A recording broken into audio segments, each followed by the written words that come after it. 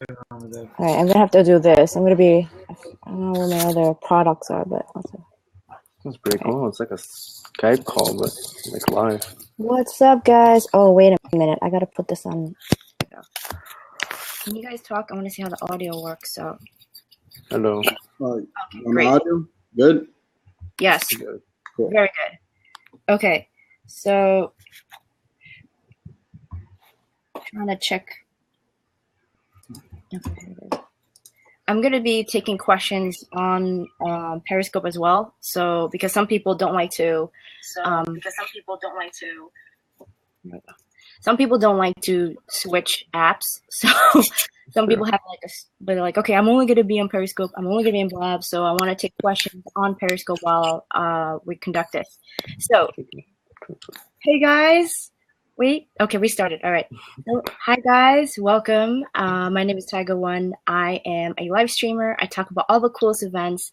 And today we're in an amazing panel. We have amazing gamers, and I'm not a gamer, so I love the fact that I have the best of the best here, right? So I call these my game pros, because if I have questions, I'm going to go to them. So we have amazing person. So we have Beach Games TV. He is an Instagrammer and a YouTuber. And we have Luis Nov. I met him at the Advertiser Mobile, and he was showing us the game apps that he's created. And he's also a project manager, which is fantastic, because if you don't know anything about project managing, or if you're always curious about it, then this is the person you want to go to, right? And then we have Christian Romero. Yeah! Christian! Hey, what's up?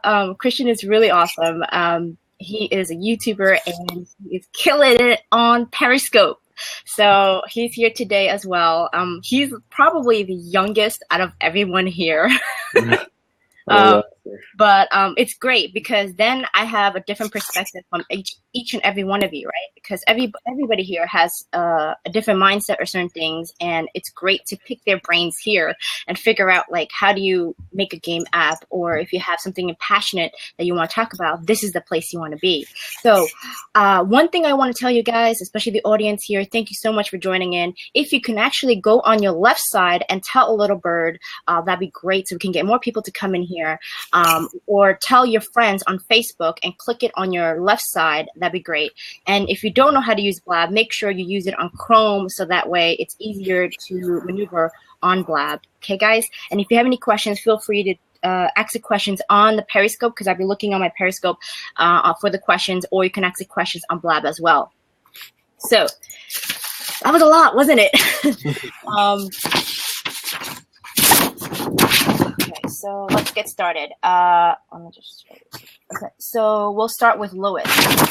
Luis, if you could just introduce yourself and tell everybody, like, who you are and what you do, and exactly how you got started on creating game apps. That'd be great. Yeah, sure. So, Luis.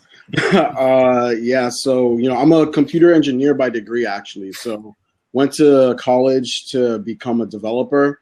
Ironically, you should always know what major you want to get into, because I thought it was fixing computers.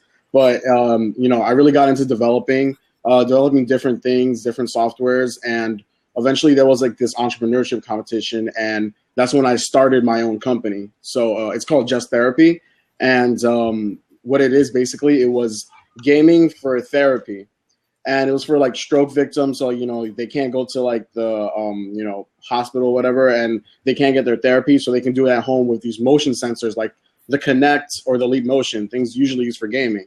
So what we did was we made it gaming, because they actually have studies that show that gaming makes therapy actually more effective. People actually get better when they do gaming, ironically. I like that. So that's a good mental note for you to take. And, so, with that, I really, got more into gaming, found Appetizer Mobile, and they're looking for someone to, like pretty much be in charge of like all the designers and developers. So I took on that role.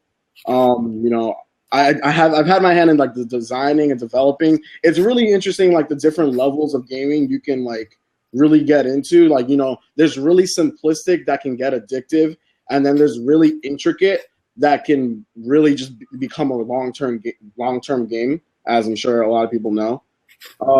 So with Advertiser Mobile, we've been developing a lot of apps. Not the ones since I've gotten in there. They're not all released now, so I can't really say all the names. But we've done some stuff like Intro to Letters. It was like a kids gaming app, and what it was basically to help them learn a lot, learn like letters and numbers like really early on. That was like heavily advertised by Apple. Then right now, also Did you say Apple, Louis? yeah. Okay. Advertiser Mobile actually received accolades from Steve Jobs specifically for those two apps. Cool. So, yeah. Wow. Yeah. I was really happy when I joined. We've also been making some more gaming apps more recently because we've adopted using the Unity 3D game engine. For a lot of like huge gamers out there, they may not even realize a lot of the games that they play are actually made on that engine, and it's like one of the more popular ones.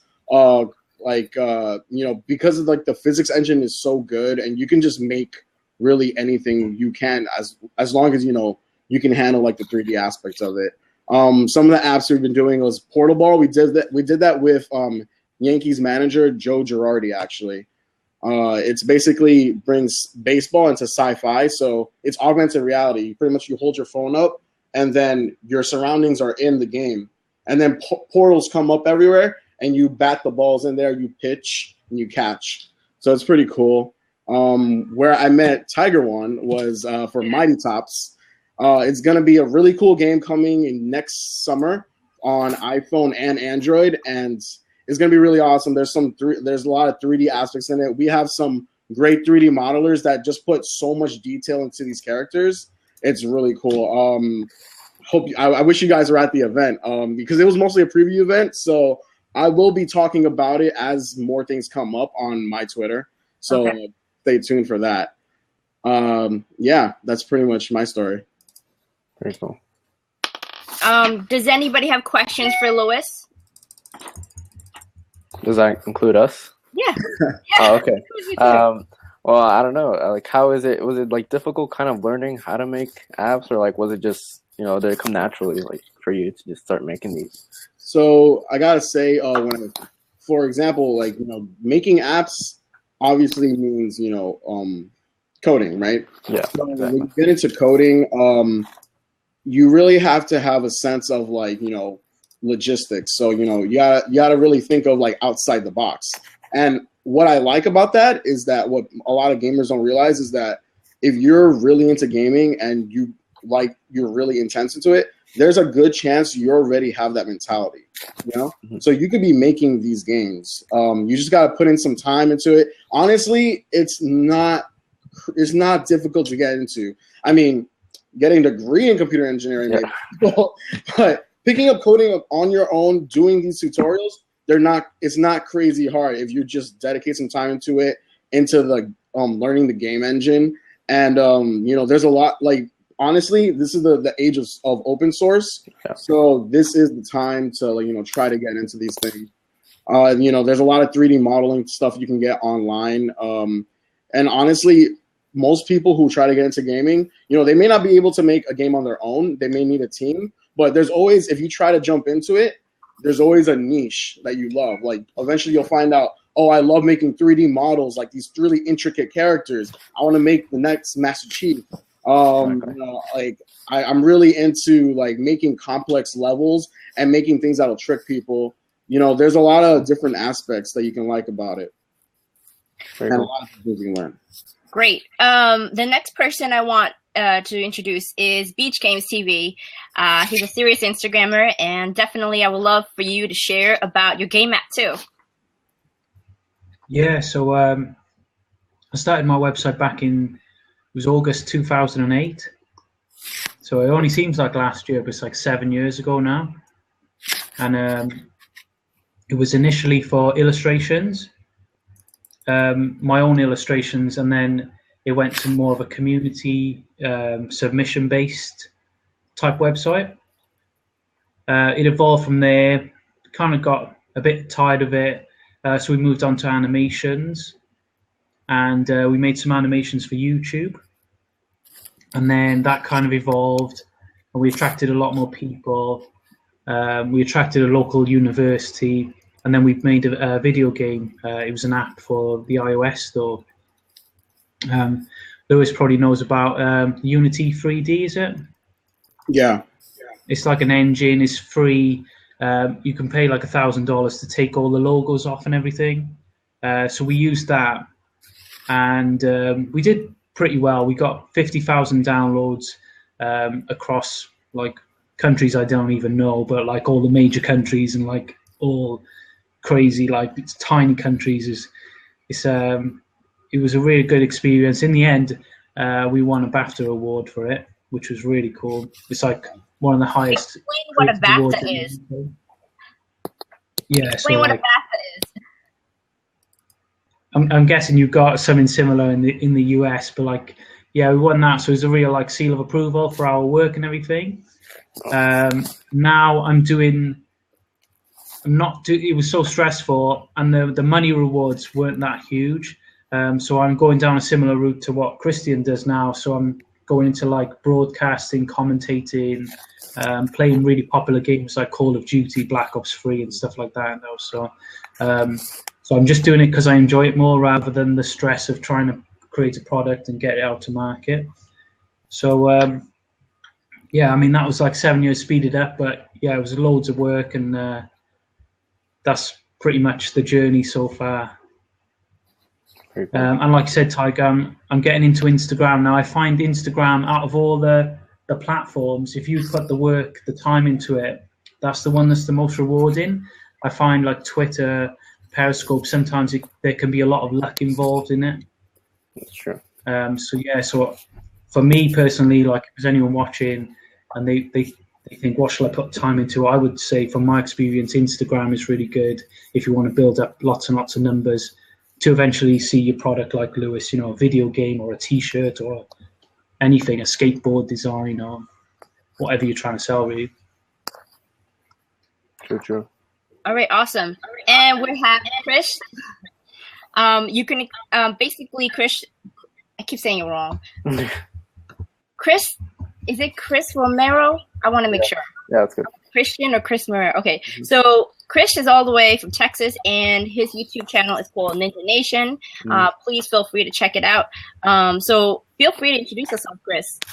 I'm 15, and I started this gaming channel, when I was like 10, just uploading just little videos here and there.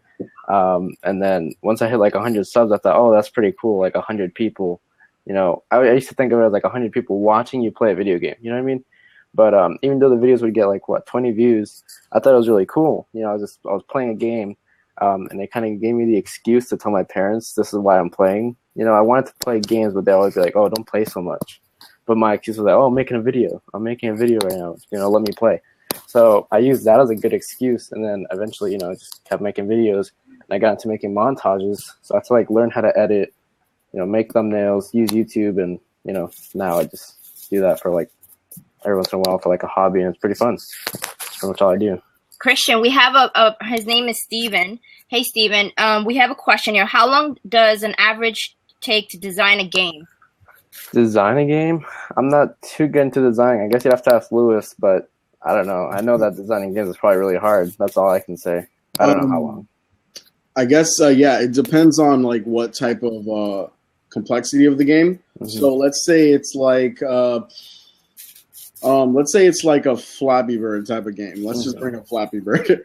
So there'll be two aspects of it. One aspect, pretty much, to design it and like so that it's ready to be developed, probably take about a month, to be honest, only. Okay.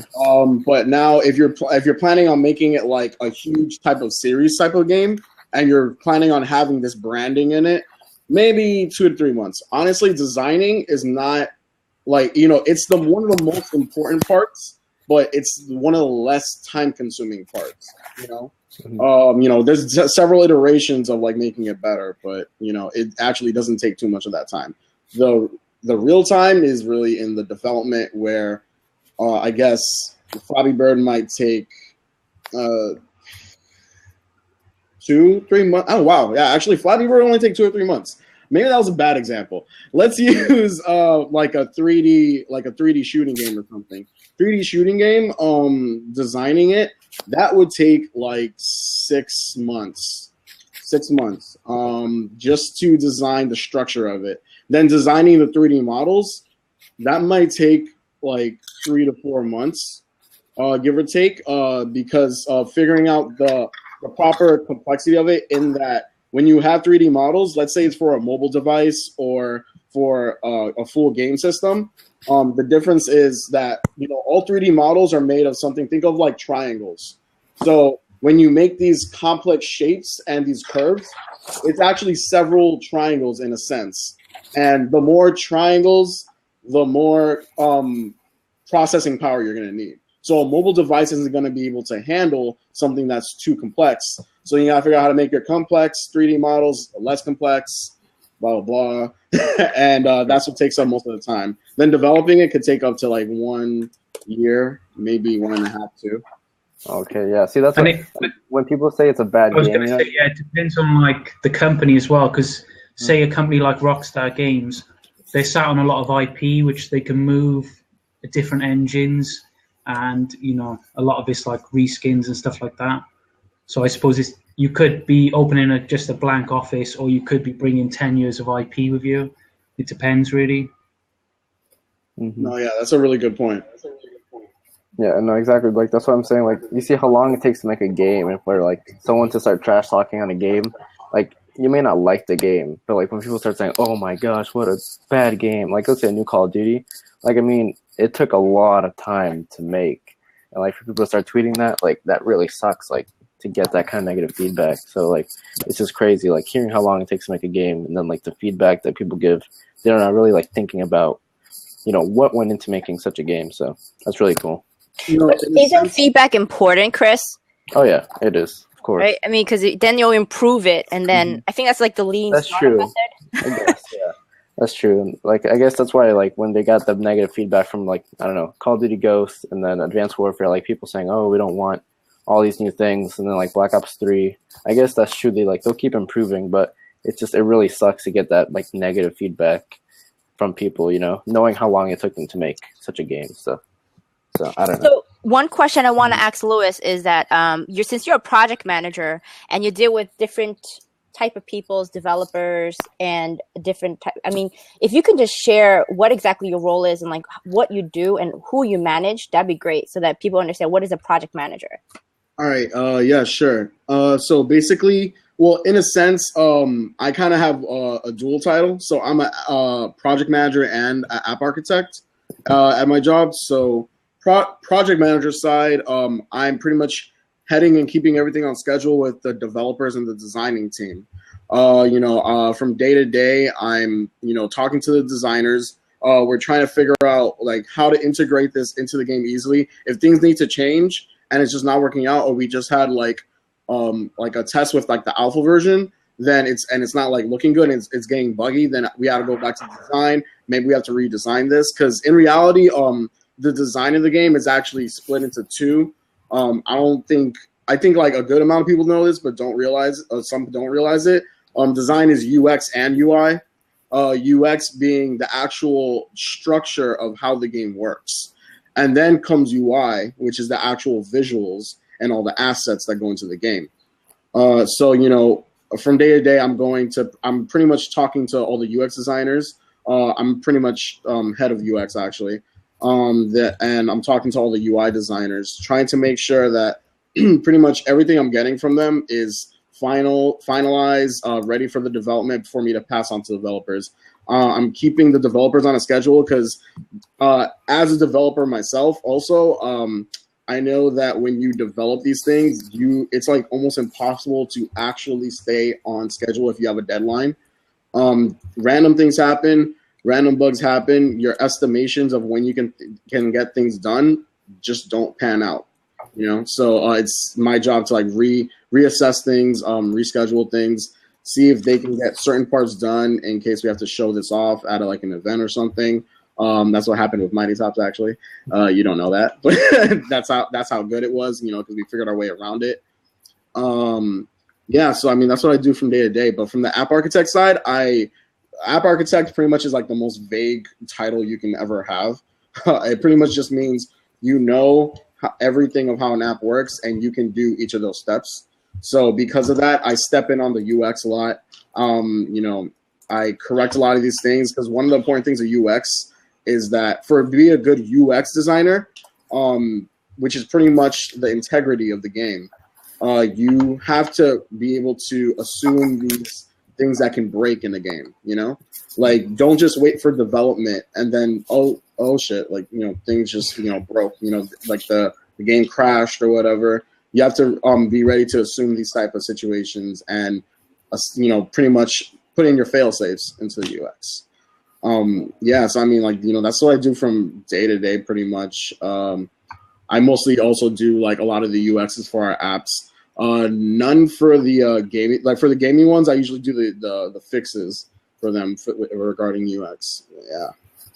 Okay, and Luis, speaking of events, I know Beach Games went to like a huge gaming expo. So, could you share that part, Beach? Because I know it was a huge one in September. Oh yeah. So like, I've been playing video games for, you know, forever, but I've never been to like these live expos, and you always see them on YouTube and Twitter and everything. So I went to EGX, which is like the biggest expo in the UK. It might even be the biggest in Europe. It's like 80,000 people over 5 days. And yeah, it was amazing. There, like Lewis would have been interested in, like, there was a huge like indie gamer department there. I mean, you had the big, like Christian probably like the big YouTube gaming. That was probably the most impressive stand. It was a huge like stage and everything. And they had like Pro Syndicate on the stage and all the top YouTubers. And yeah, it was really cool. Like you can just really see like the money that's in the industry just by seeing how these booths and stages have like become so cool. Yeah. What do you mean by money? Because that's what I really want to know. Is it like sponsorship money, or we're talking about just the fact that the gaming industry is pretty much where the money is? I mean, the gaming industry, and it's crazy. Like, there's even guys walking around there, and they had like a security guard with them because they're famous from playing video games on YouTube. Like, they literally had escorts to the stage. You couldn't even shake their hand or anything, like as if they're, you know, Justin Bieber or something. Exactly. Yeah. Crazy. Mm-hmm. Wait, you met one of them, right? I forgot, David. I think you met one of them. I met a couple of them. I mean, it's weird. They all do the same thing, but like it's dependent on their amount of subscribers, how they kind of act. So if you've got like 50,000, you're quite chilled out. But if you're on 7 million subscribers, you walk around as if you're like Justin Bieber or something. Yeah. It's really weird. And like, I don't know whether Christian agrees though, but like the subscriber to view ratio is really bad at the moment. So like you could have 7 million people subscribed, but only 250,000 people watch your video. So it's kind of like that. I don't know whether it's like people are not signed into their accounts or what really. Yeah, I don't know what it is. Yeah. So definitely this would be where Christian and Beach Games could talk about YouTube part. When did you start, Christian, on the YouTube? Like, as in, is it because of passion or because you thought about it by yourself, or was it like a team, or you just did it on your own? So when I first made the channel, it was supposed to be like a team, like a clan type of thing. Like, a bunch of people will like upload videos. And I was just so young, and like I was getting like, you know, there's no point on doing it. So I stopped doing it for like a year. Then I came back to it, and I started uploading my videos. I'm like, oh, forget it. I'll just use the channel for my videos to be able to play. And like I said, I use it as an excuse to be able to play more Xbox. Like for my parents, like, oh, what are you doing? You've been playing for 3 hours. I'm like, oh, I'm trying to make a video. So as I did that, I realized like, you know, this is really cool. I'm making friends off this. People like I can start playing with to like, you know, do the same thing. Are interested in gaming and like making videos. And so, yeah, I've just been doing it since then. Just recently, like, you know, I've been getting a lot of subs and stuff, but it's still, I feel like I still do the same as I did 2 years ago. Like Beach said, like all those gamers that like have 1 million subs and stuff, they think they're so, you know, they're so above everyone. but like I'll meet people that have like 20,000 subs, and they also just think they're so above everyone, and like I'm really against that. I don't know, it just bothers me. I've met so many people like that I try and stay at a level where like I don't ignore people. Like I'll get comments on YouTube and I try to reply to every single one, no matter how many. Like I'll spend hours just replying to people, but that's because like I just can't believe that there will be a point like Syndicate or something who's actually really cool, but like Beach said, they have like guards and everything. So like I met him because I just walked up and he happened to be like right there at this like reunion thing. I went up to him. He was really cool. He shook my hand. Hey, what's your name?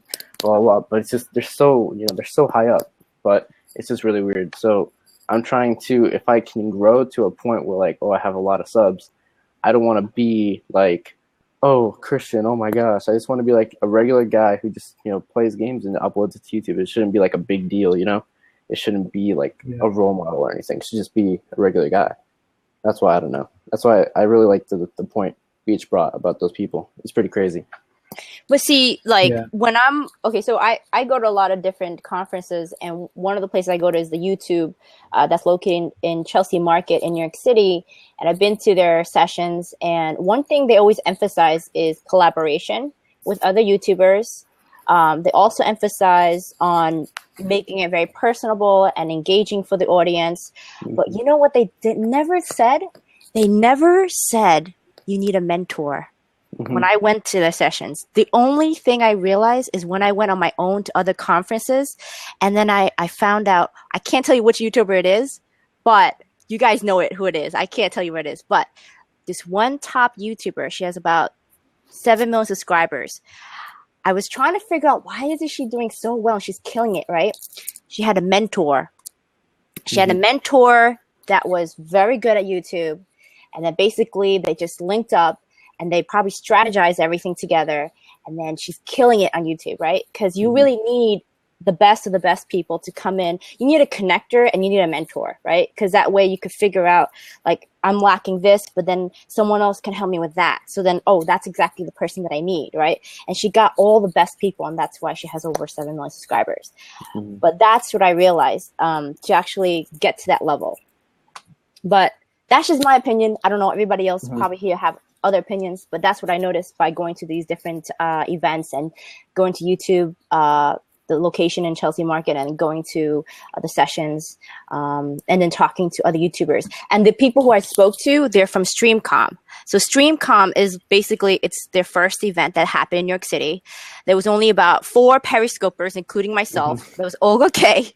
No, this is true. This is so true. It was Olga K. It was me. It was Liza Morales and John Jakes. That was it.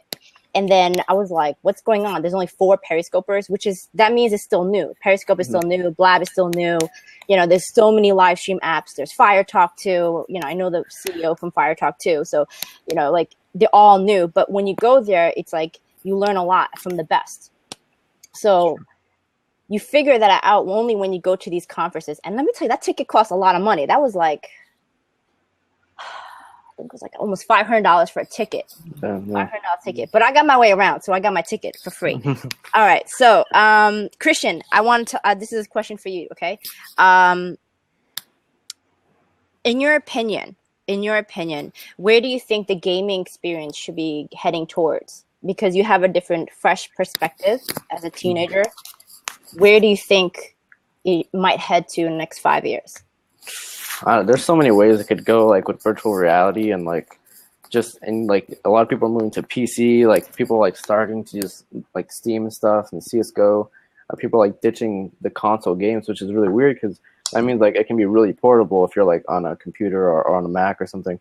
Like it could be just virtual reality and computers. Like, I mean, consoles might be able to just find a way to use virtual reality plus consoles. I don't know how this is gonna work, but I think virtual reality might be a big one with like gaming because it's so interactive. Like you said, games are really interactive. That's like, and videos. People like to be super interactive with games. So I feel like virtual reality might be like the big winner in the future. I don't know. I hope so. That's really cool. What about you, Beach? I'm going to keep it simple. Like, I just reckon a lot of countries just need to get just normal, good, basic internet.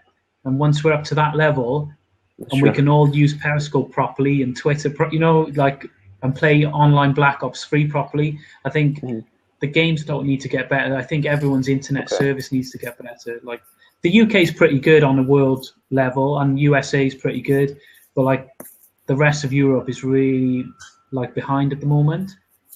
So I would say that just get the basics sorted first.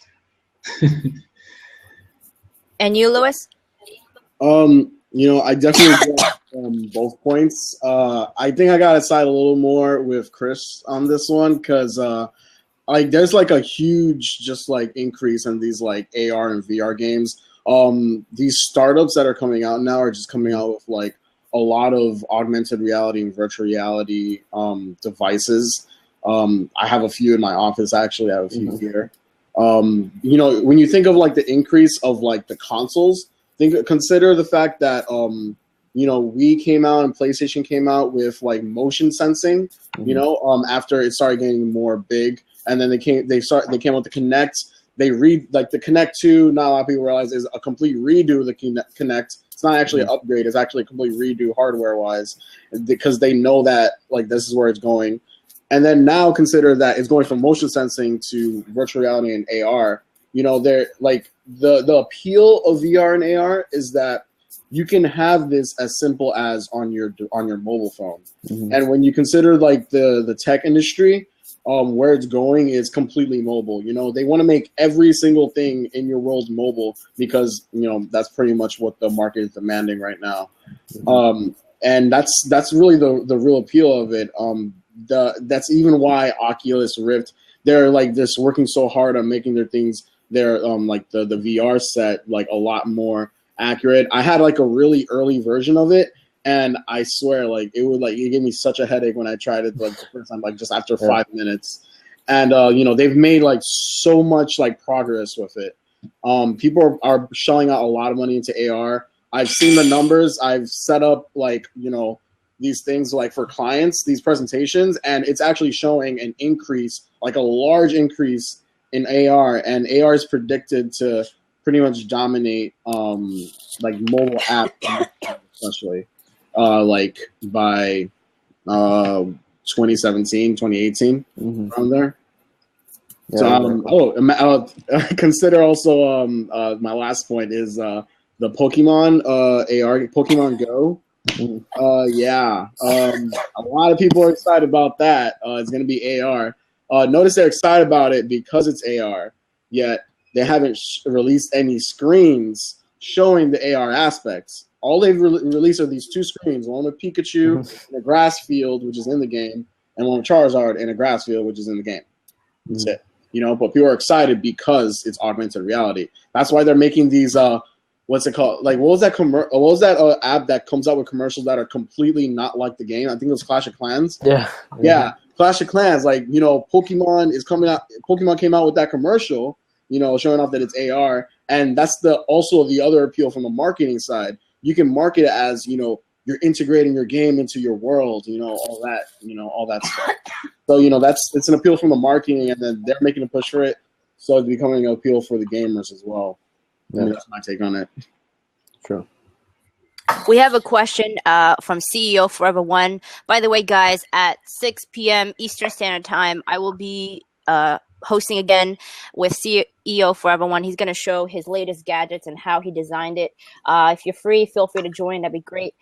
His question is, how hard is it to monetize using YouTube now? And this is probably questions for Beach and Christian. Beach can start it off, I guess. I would say making money is the easy part, and getting the attention is the difficult part. But I don't know what Christian says about that. Yeah, that's true. Definitely, because anyone can monetize a video by either just using Google or getting partnered by, like full screen or Omni or something like that. That's obviously very easy, but he's got to get like you said, the audience. Like in the way I'm able to try and keep my audience, like the little bit that I have, I'm just trying to keep it. And I don't want to. What do you mean little bit? That's a lot. You have a large audience. Like I'm just saying. You're so modest. Like, a lot of people would just, like I said, the comments thing, replying the comments, making sure they're not just commenting, and then you're just letting them be. Like if someone comments saying, "Hey, great video," I'm not just gonna say, thanks, or just not reply. I'll be like, "Hey man, thanks for the support. It really means a lot." And like if I see them again, I'll remember that name. I'll be like, oh, yo, John, thanks so much. And so it's not about having fans, but more about having like people that are just supporting me. So I don't call them like, oh, my fans. Like I say, these are the people that are supporting me. And so it definitely is just holding up that audience that's like helping you out and helping you, you know, be and do what you want to do. So definitely is just more about the fans than about the monetization. Anyone can monetize, really. So, Christian, let me ask you a question. Is it important to have more people to view your YouTube video, or is it more important to have more subscribers for your video? Because I know a person who had the most views, and then he just stopped. And then, like, he had, like, I think over 500 or 800 each time he did a video, and he just stopped completely. Mm-hmm. I think he got discouraged, and he just stopped. Mm-hmm. And he's a chef, and I'm like, oh my gosh, that's horrible. But, you know, I think, in my opinion, I think it's better to keep going. But what do you think? Yeah, sub count really, it doesn't matter. If you have 200 subs and you're getting 1,000 views per video, you're set. That means when you have 1,000 subs, you'll be making like 3,000 views per video. And like as long as you stay consistent, you never really stop for too long. I stopped for a long time. Just recently, I stopped like making a video for like 2 months, and now I have to like pretty much restart with the people that I was with. I'm like, yo, I'm back. You know, I'm making videos again. So it's definitely more about the views, the people that are coming back. So like posting your stuff on like Reddit, posting it on Google Plus and stuff, you know, sharing your own videos out there, just asking for people to, you know, hey, check it out, give it a shot. But subscribers, it's cool to have them, but it's not like every one of your subscribers is going to check it out. I may have like 60K, but probably only 20K or 10K are super active, and then the rest will come every once in a while. So it's more about naming your videos correctly, tagging them correctly, description, because you're more trying to just find new people to find out your videos. So you should pretty like be focused on that, I guess. The main focus. I've seen. What about you? Yeah, I was going to say to Christian, I've seen a shift from like, because I watched Christian's Periscope replay where he shows you how he made his video, his most recent YouTube video, and there's been a shift from like spending loads of time making your video look good. And rather than make one good video a month, they just put in like 55 videos out, just literally recording themselves with their friends and just pumping them out. And they're actually making more views and more money than someone that kind of like really looks after that video and takes time on it. Exactly. It's kind of making like an inflation of videos on YouTube just go through the roof. I don't know. Yeah. That's true. I know a lot of people who do that. Like, I mean, I hang out with those people, and I could easily do that, but I guess I don't do it because I'm not in it for the money. You know what I mean? It's like, it's just a fun thing for me to do. But like, I'm not going to say who they are, but like, they'll be like, oh, dude, I got to upload a video by next week or blah, blah, or I won't make this much money. I'm just like, it's cringeworthy because like, why are you doing this just for the money? Like, do you enjoy doing it? So they're just pumping out videos once a week. But so I think it's just more of like a personal thing for me. I don't want to put out a video that I wouldn't watch. So that's why it took so long making that one video I just uploaded, and I'm proud of it. I'm good. If like people don't like it, I know that I was proud of it and that I enjoyed uploading it. So it's not about the money. It's just really about I like the video and I think that it's something worth uploading. Yeah. So I mean, if you are chasing the money, maybe it's the volume of videos. But if you're looking at, you know, you care about your channel, you just want people to watch your video a few times, like the same person watching it a couple of times, rather than just like, oh, on to the next one. So exactly. It depends. Like the most time I've spent on a video is 3 months, and we got 200,000 views. So it's pretty good, but it's not amazing. Like when you look at some guy that's just uploaded his chat with his mates one night, and he's got 1 million views. But but then that goes around, I suppose. Like if you do lots of videos, people kind of get to know your little quirks and everything, so they feel like they're your friend then. So I suppose it works.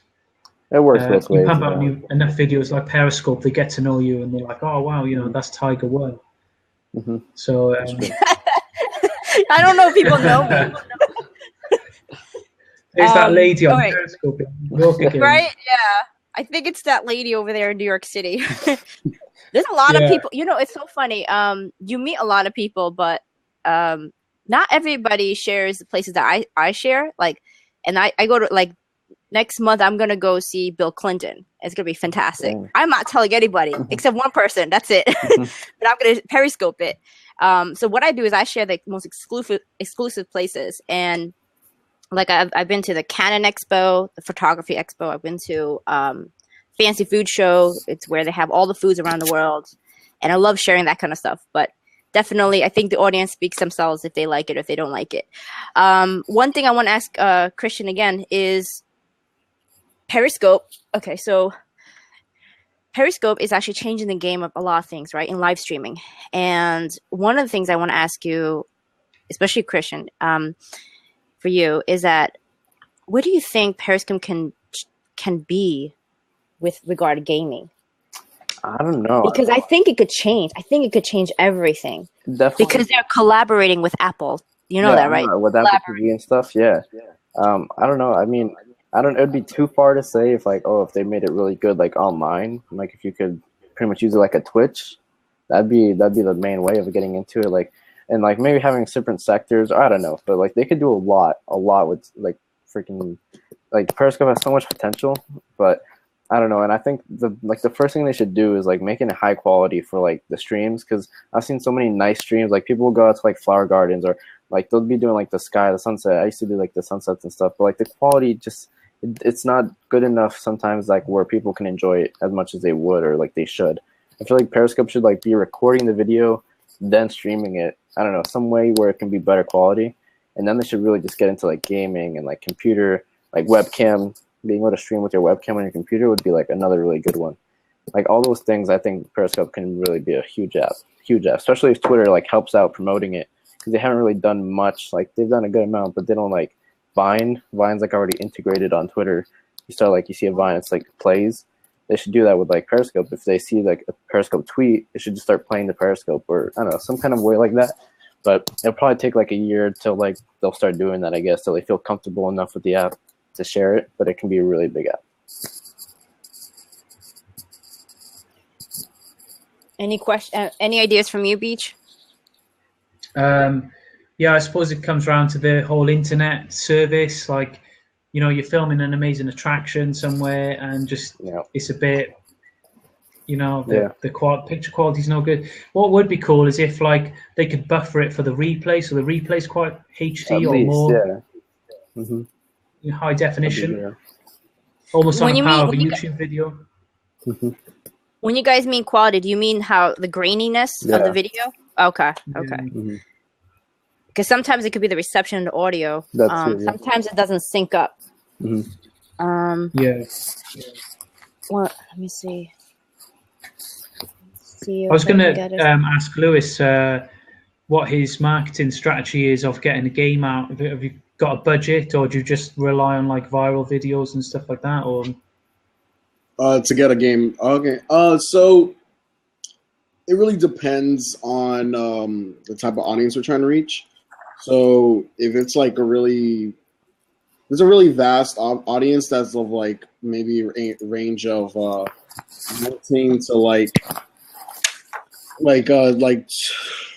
24 or something. If that's like the key demographic, you know, meaning that, you know, even older and younger can still play, but that's really where the bulk is going to be. Pretty much the best way to get it out there, that, you know, there's always a budget. But when we run on it and we plan it out with that, what it really comes down to is if it's like a wide audience, then perhaps we're going to do a whole branding / marketing scheme where, you know, pretty much something similar to like Angry Birds, you know, they put like these, like, you know, it's a really simple game in reality, but they put like really lovable sounds on each bird, and that's literally where like the whole money thing is now with them. That's it. You know, they have different birds, they have different unique birds, and they have different unique sounds for each, and that's literally it.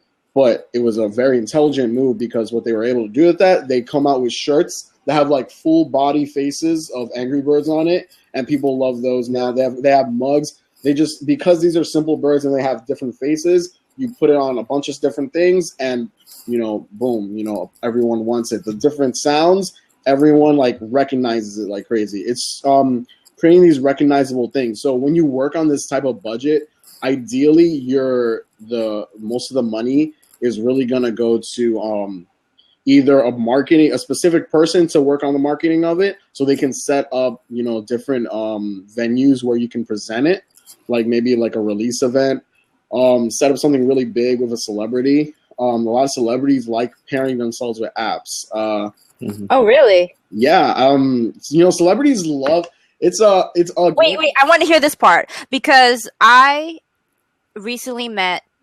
He's a rap artist. I interviewed 2 rap artists. One of them is Ryan Leslie, and the other one is Mims Life. What's that? What is it? What's that, Beach? That's my game. No. Can you post it up here on the right side, so they can actually download it and test it out? Yeah. Yeah, sure. Just on the comment section, just post it up. Yeah. But anyway, you're right about that part, Lewis, about the celebrities, because Ryan Leslie and Mims Life, they're both into now apps, and they're focused on apps, and they're creating different different ideas, either whether it's gaming or something else. But I want to hear your perspective why they're jumping into this area. All right, so this has been like something in the making for like a really long time now. Maybe I want to say like since 5 years ago. Some celebrities were being advised to like apps are the big thing right now. Make an app and you can have extra source of money coming in. Pretty much what it seems like the thing is that like they pretty much didn't see the need to invest that much money into it if it might not pay off, because back then apps were like extra risky. Like you wouldn't like apps are a lot more have a higher percentage of being successful nowadays than before.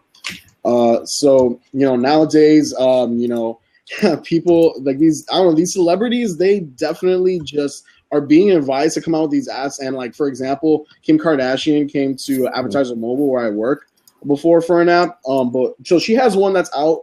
That's not ours, but she has one out right now where she made millions of dollars.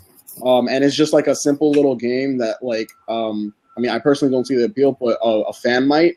But she came to us before looking for one that where we created basically a 3D model of her in the app, and it was like a thing to track her whole, like everything that she's doing, all the different types of things she's into. So it was more about following her. So you notice the change, right? Like the app before was about her. The new app is literally just, you like her, hey, like this app. You know what I mean? Like they're literally just being advised because it's a popular thing. Apps are popular, and it's a great source of basically getting money. And the thing is, when you're a celebrity, you don't go through the initial hump of trying to get it out there. You already have a huge following. You you have your marketing people put out there just a nice little graphic on your social networks. I just came out with this app, and a bunch of people are going to download it just because they are that person. The Kylie Jenner app, all the Kardashians had an app, I think, actually. They all had a website designed for each of them, and they had an app. Kylie Jenner's app was literally just about things she's been doing recently, and it became like #1 in the Apple in the App Store for Apple at one point. It was like a month ago or something. Yeah, it was like top #1. Christian, you saw that app? No, but that's unbelievable. Yeah, it's unbelievable, and it's literally because because they're celebrities, they can get out easy like that. But it's ironic because a lot of them just don't even have a direction. Because like hers was like let's say Kim Kardashian's was a simple little game. It was like one of those games like Bakery Story or whatever those are. Like you do a little thing and then you get some points. You do some more stuff, create a little community. Kendall, what was it? Kendall, I said? One of the Jenners. She came out, her app was just about like, she's into this fashion, she's into that fashion. She posts some stuff. And you subscribe to it actually, by the way, for like $2 a month or something, like $5 a month to subscribe to it. And who was it? There's this which rapper? Well, one of them came out with an app that was like just an alarm clock of him just like making a noise. You see the varying in these apps. Like it's literally just that they want to app and they want to come out with it. One of my friends actually freelanced on one of those apps.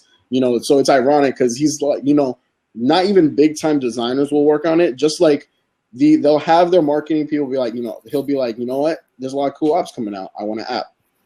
They go, they're just like, oh, I want an app for this person. Depending on how big it is, they want his app to be the next big thing. They'll go to an agency like Appetizer Mobile or one of the other ones like Huge or Big Spaceship or whatever. And but if they just want an app, and just because to say that they have an app, they'll probably just get some freelance designers, some freelance developers, and they'll just make something really simple that just like something weird that they thought of. It's weird because these celebrities, when they come with these original ideas, they're actually usually, not to sound offensive to them, but they're actually usually pretty weird and bad. Like there's no way they could make money off of it. Like no way. And usually that's when you end up either when you get the freelance ones, they don't know this, they make it, and then it's just a weird alarm clock app, as opposed to let's say Kim Kardashian. She went to, I think the company was GLU, and they made her a gaming app, like a full giant thing. And that definitely wasn't her idea. And they thought of the idea, like she had some idea and they revamped it. And now she has this big thing that's making her a lot of money. Like there's the celebrities. It really just depends on if it's a whim or if their marketing people decided this is a smart move. Yeah. Or they could just invest in like a big company like Facebook, put $1 million in stock in that. Yeah. Just make money off that. That'd be a smart thing. I know a couple of pop stars did that, and I think was it Bono, Didn't he put 7 million into Facebook like 10 years ago? And now he's got like £100 million or something. It was a good return anyway, I know that. So, Luis, I have to ask you this one. How do they make money if you make a game app? How do you make the money? Is it through downloads or is it through sponsorship? There's different ways. So not through downloads, unless you have a paid app. If you have a paid app that's like 99 cents, chances are you're taking a risk unless you're making the next amazing game. Because a person people are usually a little against paying for an app. They want to pay for free apps. Then there's the apps with in-app purchases, IAPs. Those tend to be pretty successful because those are the games that when if you're smart about it, how you structure it, pretty much the people play the games and then it cuts them off at a certain point and they're like, oh wait, I want to keep playing. I want to keep playing. This is fun, and then that's what makes them buy the in-app purchases to pretty much enhance their experience. Then there's the other way with sponsors. There's some apps that they allowed sponsored content basically, and pretty much they'll be like the let's say instead of a game, like ignoring in-app advertisements, because that's obviously another way you can make money, but some people don't like it because then it ruins the experience. But sponsored content, you might allow like let's say you make an app instead of a game, you make an app that shows off a lot of content about like venues or something, like a Yelp app or something. Then you can have sponsored content where the venue owners pay to be able to have their things featured. That's a really good way to make money. That's a very sound business model, actually. Then there's other apps that they can provide a service, and you'll have it for free for personal use. But then if it's useful to businesses, then you make it so that when it's a business, then they have to pay pretty much. So that's another way you can make money off of apps. It's really just thinking of a sound revenue model that is specific to your app. You think about what does your app offer, and then who has the money to be able to give this? Is it gonna be money in large amounts, or is it gonna be money in small amounts? So that's when you decide between in-app purchases or sponsors. Only problem with in-app purchases is Apple and Google, they take like 30%. Oh, really? Make whenever you put out an app. So if it's an in-app purchase and they're making the purchase through the app, whether it be a subscription or a quick purchase, then they take 30%. So that's All right, guys, I'm going to finish this up because I know everybody's been wanting to wrap it up because it's only 2 more minutes. But I want to say one more thing. I am wearing the shirt. Okay, I got to show you the shirt. Okay, this is called the Periscope shirt, the Periscope Summit shirt. It's by Twitter Swagbot, SWA Swagbot, SWA SWO. I think it's SWAGBOT. Yeah. It's by Sean Matthews. He actually did an amazing job on the shirts for the Periscope Summit that happened in September. So I wanted to tell you that. And one other thing I want to tell you is if you guys are into live streaming and you want to share any of your live streams, feel free to join IrenVivo, IrenVivo.com. And basically, it's with me and Adriana Terrazas from Mexico. She's an ESPN journalist. And we created this where we can actually share people who are other live streamers, whether it's Fire Talk, Blab, My Eye, Periscope. And I hope you guys can join and subscribe to it. And I think that's pretty much it. But before we end, I want to make sure that everybody feel free to click on each one of these icons of Beach Games and Christian and Luis, and so that way you can follow their upcoming Blab sessions. And also, if we can just wrap it up with everybody's Twitter handle so that everybody can follow you on Twitter, starting with Luis. Wait, what was that? Oh, my Twitter. How they find you? Yeah. Yeah, you can find me on Twitter. My handle is Products by Luis. That's it. I don't know. I just recently started getting back on the social networks. I've been really busy these past 2 years with the companies and stuff. So with my own company also. Yeah. But you can find me on Facebook, Luis Disla. I'm on Instagram, Logical Days. Yeah.